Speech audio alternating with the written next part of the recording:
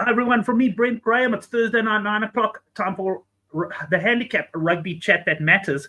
I can tell you came pretty close to not doing a show tonight. Gave it a lot of thought. There's English Premiership rugby. We don't normally talk about that. But, of course, only the one URC game, Bulls against the Lions. We're going to catch up on that in just a moment. Let me see if I'm on the screen there. Just waiting for Brendan to come in. He's having a little bit of technical problems coming through, but he should be coming on fairly shortly. And here he comes. I'll let him into the studio. And Brendan, you're on. How are you, mate? I'm on, Brent. Yeah, how's it? You can hear me okay? I can hear you fine. The camera's not working, but I don't think that, in fact, if anything, I think the ratings might increase. Oh, thanks, man. Well, I just done my hair, blow dried it, took the curlers out. It was looking great. For some reason, it's not picking up my camera for some reason. First time ever. Are you on a different device or anything? No, not at all. Not at all, sadly. But good. As long as you can hear me. Yeah, I can hear you. Yeah, all good. 100%. And just tell me, punting last week, how did it go for you? Gosh, honestly, the Champions Cup's been pretty hard. I struggled. Yeah, overall, it's been a bit of a loss. Not a massive loss. Probably could have been worse at times, but I actually managed to have a little bit of discipline. And when the sort of form turned, sort of midway through 2 weeks ago, that the first week of the 2 weeks, I sort of buttoned up and decided to just take it easy from there, which actually was a good call because it saved me. But some I wouldn't say really strange results, but disappointments from a few sides. It was tough going, I thought. Yeah, tough going. All right. Well, let me see. Maybe I'll have to make myself a bit bigger here. Oh, no, that's solo layout. I won't do that. But we're going to get into the games now.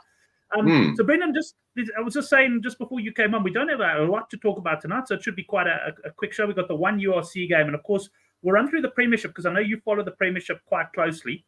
Personally, I won't have too much to contribute there, but let's start off in the URC, Brendan, where we've got the Bulls minus 15.5 points against the Lions and a total points line here of 57.5. What are your initial thoughts on this one?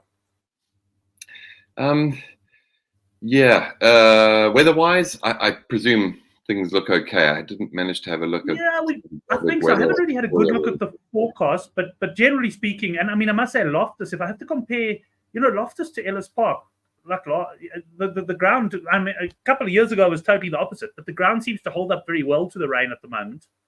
Whereas, like Ellis Park, for example, I've noticed that the ground seems to be churning up a bit. So I think we could probably anticipate good conditions for this Bulls game. Yeah. But that in mind, the handicap looks about right, I'd say.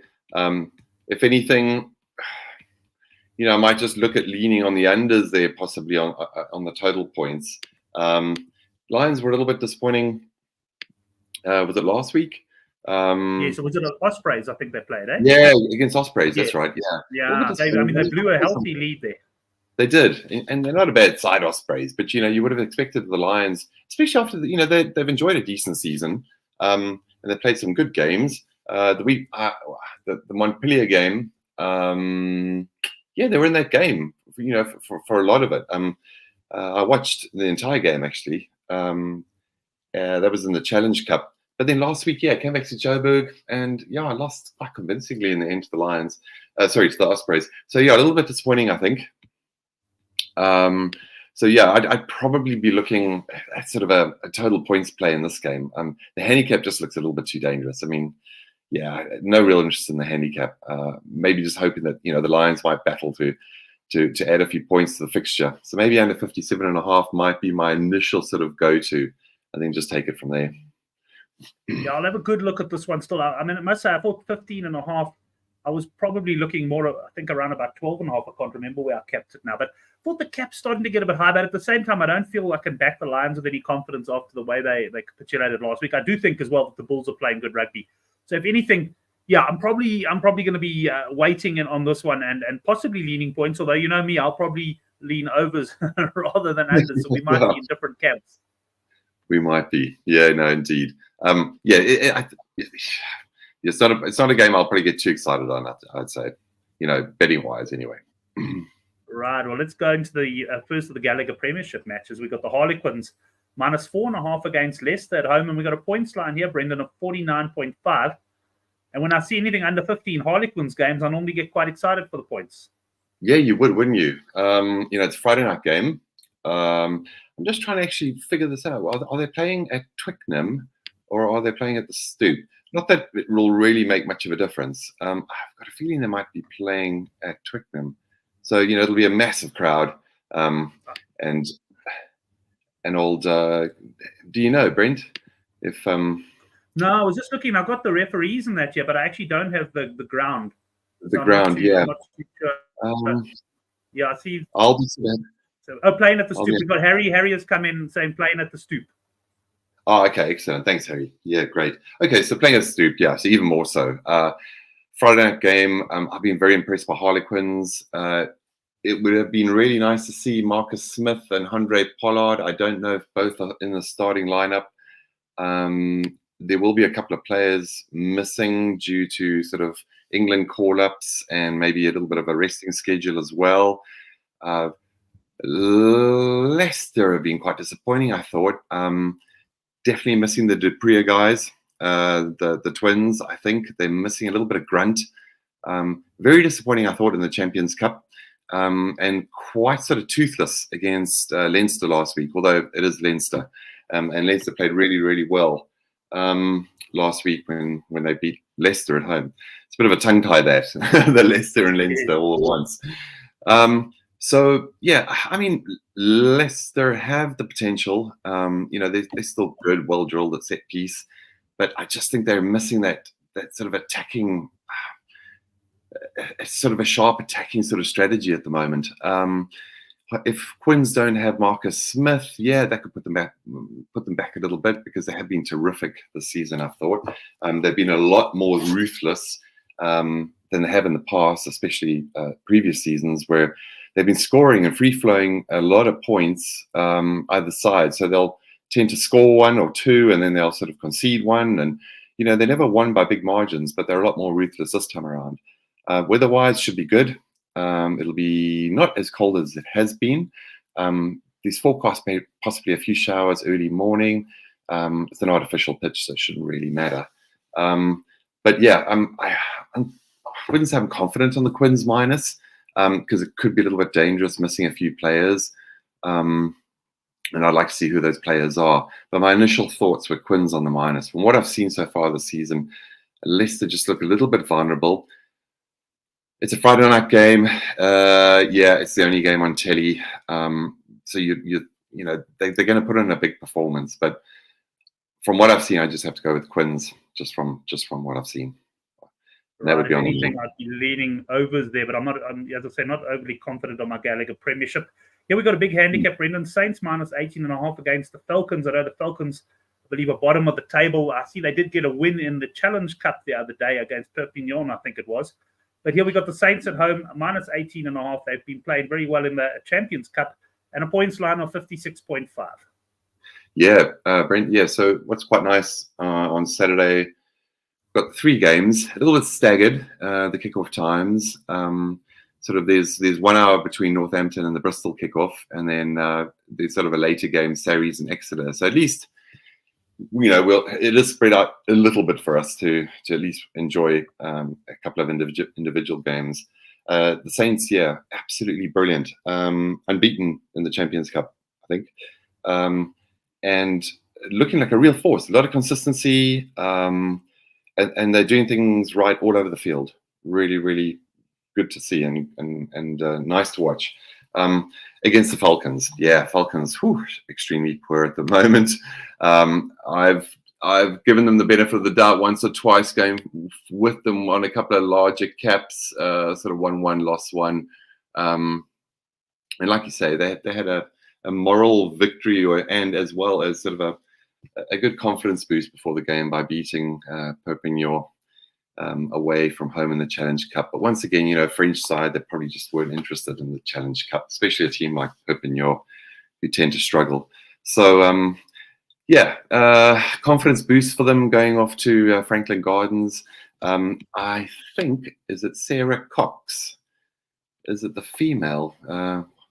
The old woman ref. She's actually quite good. Sarah Cox is the ref? Yeah, and she's all right. She tends to let the game flow. So I imagine some points here. Points line, Brent, would that be around the 52.5 or 56 thereabouts? and a half, it's high. Oh, okay. 56 so and a half. high already. Yeah, that is quite high already. I mean, I'd say it's got to be quite close to that. It's not a game that I'd want to go unders in. Saints are going to be as ruthless as ever, and you expect Newcastle to maybe add 1 or 2 tries. It's a large cap, 18.5 points. It's probably not one that I would dive into either, but from what I've seen already as well, I'd probably go with Saints. I always get a bit nervous taking those large handicaps, but I think Saints probably deserve it.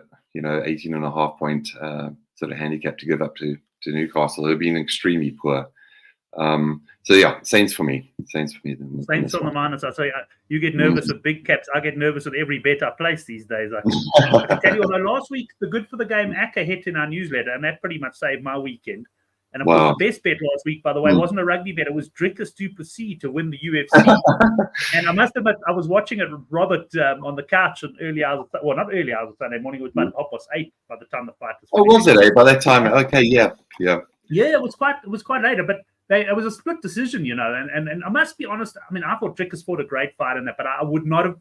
I would have said I thought Strickland probably edged it on points, And I was so happy when Drickus' hand went up and we just started cheering that he'd won it. But I felt a bit fortunate to win that bet, if I must be honest. But yeah, we'll move on. We'll move on now to the next game. Now this is a virtual choice game, Brendan. We've got the Bristol Bears plus 0.5, so marginal underdogs against Bath, and a points line here of 47.5. Yeah. I'm getting, I'm quite confident in this game, and how I play this game and how it affects my entire weekend is going to be quite crucial in the run up. So I'm hoping Quins can get up tomorrow night and Saints put away the Falcons, or at least I win one, lose one. So I don't want to go into this game with 2 losses because it's my best bet of the weekend. And That's another positive attitude, hoping you get to this game all square. Well, yeah, exactly. But sort of my line of thought here, I really like Bath in this game. Again, just have a close look at the team selections once they're announced. See which side potentially could be minus a few players. I'm hoping it doesn't really affect either of these sides too much, but I really like Bath on the plus. If you can get plus 2.5, possibly sort of a slightly shorter price, maybe 4 to 5, 8 to 10, or 5 to 6 as opposed to the 9 to 10 sort of mark. I like Bath here quite strongly. They've had a great season. Bristol Bears, they've played well in patches, but I do think that they are a little bit more vulnerable than Bath. Bath just seem to have that spring in their step. They're playing really well. They seem a well-coached outfit at the moment, and there's a lot of confidence in the camp. So I'm taking Bath here to pull off an away win, which will be quite difficult, I think, this weekend, because I think all, out of the 5 games, I think all 4 out of the 5 should all go to the home side. And it's just this game itself that I think Bath are decent enough to win away. And it'll be a derby game. I think should be quite tight. I'm not surprised that the points are a little bit lower than the rest of them, rest of the games. But Bath on the plus for me, is my best bet of the weekend, actually. Right, Harry just pointing out Bath of the teams might be the hardest hit by the call-up. So keep a close eye on team selections there. But Brendan, we'll move into the next game. Saracens minus 6.5 against Exeter. And I think Saracens last week was Pablo on the forum went over, was it over 37.5 points, I think, or 38.5. And they looked dead and buried at halftime. They had 5 points and they managed to come back to narrowly beat it and scrape home on the overs there. But they had minus 6.5 against Exeter. And we've got a points line here of 51.5. No issues with weather, it seems. The referee in this game was Cole Dixon refereeing this one. Yes. The referee in this game is Cole Dixon. Yes. Yeah. Okay. So historically, a bit of an unders ref, but in recent years, he's moderated somewhat, and he seems to be sort of a neutral sort of referee. Exeter started the season extremely well. A lot of young players, a lot of new faces. They've done well away from home, which is good to see. Surrey's not quite firing on all cylinders, and even in the Champions Cup, I mean, they were horribly exposed. Bear in mind, of course, they had a tough group, but battling set piece, attacking sort of phase, not as good as perhaps has been in other years and other seasons. It's hard not to look past the Saracens win, but it's tough to know if they can sort of cover the handicap. My first impression was they probably would, but it's more like more of a hopeful kind of thought, because they haven't really produced really good performances or really consistent performances. And it will be interesting to see who they lose. I presume Farrell will probably still be playing this weekend, and he could get the back line moving. When does he go to Racing? Yeah, that's a good question. I remember listening. I actually don't know, Brent. I heard them talking about it during last week's match, and I was sort of half dozing away, and I didn't actually hear the answer. But yeah, I think he'll do quite well at Racing. But yeah, no, you'll be a good player for them, I think. Yeah, he only goes in July. Harry's pointing out he only goes in July. So yes, he will play on the weekend. Thanks again, Harry. He's a great source of information tonight. Yeah, tough one, Brent. What do you think in this game? It's really a game I'm battling to. I'd like to see Exeter. In the past, I was always in the Saracens camp in the past, but also, I mean, I don't follow the Premiership that closely, but from what I've seen of Saracens this season, they're not quite what they were. This would be a tough one for me. I would probably they got the synthetic pitch, I think.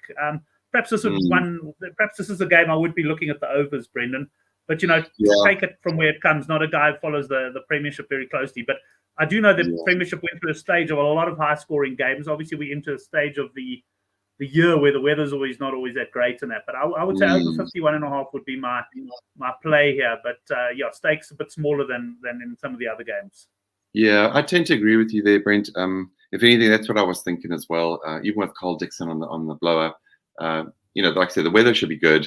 Saracens, they know they've been playing well, and I keep thinking, okay, they want to put in a big performance. They want to put in a big performance. So it's probably an opportunity for them here to do it. But I do expect Exeter to score a few points as well. So yeah, perhaps the overs, the total points is the way to go. Yeah. Right, let's move on to the last game. And then just to let you know, before we get into the best bets, I just want to have a quick chat of the Six Nations to see what you think. But last game first, Gloucester minus 4.5 against Sale. And here we got a points line, 47.5. Yeah. Handicap-wise, Brent, was... minus 4.5 last time. Minus 4.5, eh? I'm a little bit tentative in this game. Sale have been... but disappointing. Sorry, and of course, this is where I'm thinking about the Dupree brothers, right? With Sale. They've had a bit of a soft start to the season.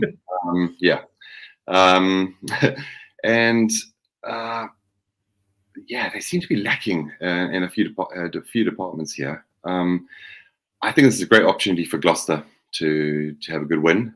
Sunday afternoon kickoff, weather is fine. The 4.5 has me scratching my head a little bit. I'd probably be a little bit more comfortable taking the minus 3.5. It's sort of at the slightly shorter odds of 8 to 10 or so. But I think this is a great opportunity for Gloucester. And I fancy Gloucester to win this. Tough game. But Gloucester have been showing a few glimpses lately that, they might be, sort of coming back to sort of their peak performances that they can sort of issue. So second best bet of the weekend for me on the handicap anyway would be Gloucester on the minus against the Sale team that seems to be sort of chugging along and hasn't quite hit its straps. And I think it probably hasn't hit its straps because they're just not quite good enough. They're just not quite there at the moment. Johan yesterday is saying Gloucester 1 to 12. So that 1 to 12 play is always an interesting one. Johan, is it my imagination our bookies getting like almost less and less bookies pricing up the 1 to 12, or the 1 to 12 is getting priced up better, because I can always remember that market being freely available, but I've just occasionally looked around for it and haven't seen it quite as often. But Brendan, let's before we get into the best bets, let's get your thoughts on the Six Nations. We obviously next week will start talking Six Nations on the show, but what's your feeling just in terms of the outright here? Who's the team to beat? Gosh, Brent. First of all, I'm definitely hoping to go to one or two of the games at Twickenham. I'm going to have to have a good look at the fixture list and see which ones I can go to. So that will be terrific, because I've never been to a Six Nations match ever. So it would be highly exciting, and hopefully it'll be a game that's quite a crucial one. You know, much depends on how Leinster's playing for the Irish. They've finished the Champions Cup strongly, and they've looked very, very good. They managed to beat La Rochelle away. So all things are looking good that they are probably the team to beat. Of course, France are at home against Ireland, and they'll be slight favourites. So that's going to be a massive game. Obviously, that's going to be a crucial game. And whichever side you're on, you know, you'll probably see your price either halve or double. You know what I mean? Straight after that game, whether you go for France or Ireland. I personally like Ireland to win the Six Nations this season, or this time around. But as a matter of interest, just looking at the betting, France slight favourites here. It's 12 to 10, 29 to 20 Ireland. Then you go out to 6 to 1 England, 12 to 1 Scotland, 25 to 1 Wales. So you're leaning towards Ireland. Well, we may have to have a match bet there. I'm leaning towards the French. Absolutely. Yeah. We'll have a match bet there for sure. I like Ireland for the Six Nations, but for me, it's a two-horse race. It really is. I can't see anyone else picking up the rein. Getting a look in there. Brendan, let's sum up your best bets then on the rugby. And then if there's anything else, I know you follow your horse racing. We've got a big favourite for the Met this weekend. But if anything else that stands out for you on the weekend betting-wise, give that a mention as well. Gosh, Brent, I've had such a tough week at work. I haven't really had a good look at other sort of sporting events. I know that Oracle's been in fine form on his the SA20. And since you mentioned it as well, Brent, I've managed to sort of watch one or two games as well. And it's been great to watch. So I will be having a little look at the cricket, but horse racing wise, I'll be posting my fancies on the Good for the Game website probably tomorrow night anyway. Like I say, short price favourite and see it again in the Met. Should be hard to beat. For me, it's one of the weakest kind of Mets I've seen in quite a few years, and it's pretty much up to see it again. It's his race to lose. It's a bit of a cliche, but I certainly wouldn't be taking the price of sort of 11 or 20, 6 to 10 thereabouts that he is currently. He should win it, but I might add a couple of horses in that race and look to beat him perhaps. But overall, there's not much else. I still haven't watched the highlights of the Drickus fight, which I think is what I really enjoyed is sort of the passion this bloke seems to have. It's almost like you just can't help yourself from liking the guy. You know, even if you were a neutral or whatever you might have been, you might have backed Strickland, but just the way the Drickus reacted after the fight and all that kind of thing, he seems to be a sort of a real catch. And I think is it World Sports Betting who's his? I think he's World Sports Betting sponsor him. But I think they backed them. They backed themselves a real winner on that one. I think they did. Yeah, I mean that's a right. But I mean, he's a household name now, isn't he? I mean, absolutely amazing. And 100%. Yeah. What a terrific bloke it seems. But I love all the jokes going around. He might be number 1 in the world, but at Boxburg he's still like number 6 or 7 or 8 or. And I wouldn't argue with any of those jokes either, I must say. But and don't forget your rugby best bets, Brendan. What are your best bets for the rugby? So, tentatively, I just want to have a final look at team selections, but I really like Bath. I do like Harry's suggestion as well with the Gloucester 1 to 12. I'll be looking for the -3.5. It would be surprising if they managed to beat Sale by more than sort of 13 or more. So 1 to 12 does look like a decent enough bet, that's for sure. So that would be my 1-2. Points wise, yeah, the Bulls under 57.5. Yeah, I might look for something a little bit more, sort of 58 if I can squeeze that out. Possibly, I might have a little small bet on the unders with the Bulls and the Lions. But for me at this stage, yeah, Bath, the only away sort of team to win this weekend, and then Gloucester on the minus, backed up possibly by that 1-12 as well. That looks decent. Yeah, my suggestion. All right. Well, I do have a link to the Good for the Game newsletter down below. I must say, be honest, I'm going away for the weekend. Actually, we're going to Dikalolo. not the traditional big family getaway, just the smaller family getaway this time.